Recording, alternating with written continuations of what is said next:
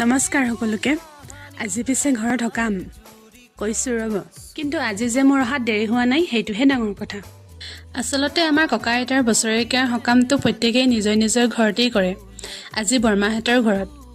ইয়াত পিছে অলপ ডাঙৰকৈ কৰা হয় বাৰু। প্ৰথমতে ভকতৰ জলপান খোৱাৰ নিয়ম, তাৰ পাছত ভকতৰ পুথি পঢ়া আৰু নাম লোৱাৰ নিয়ম।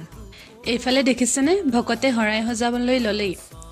শৰাই সজালেই যেতিয়া বাহিৰতো খৰিহঁতে শাকপাত কটা আৰম্ভ কৰি দিলে। বাহিৰত কটা বছৰ কাম হৈছে আৰু ভিতৰত আকৌ ভকতসকলে নাম লৈছে।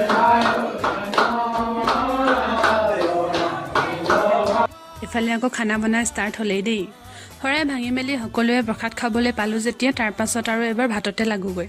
এফালে আকৌ প্ৰথমতে ভকতৰ কাৰণেহে যুঁজা চলাইছে। এইফালে ভকতৰ কাৰণে প্ৰথমে যা যোগাৰ দি কিনে আমিও বোলো সৰু ল'ৰা ছোৱালী যিমান আছে সকলো বহি দিওঁ। পিছে ভিডিঅ'টো আজি ইমানখিনিতে সামৰিছোঁ। সকামৰ ঘৰ যেতিয়া বহুত কাম আছে। আজিলৈ বাই।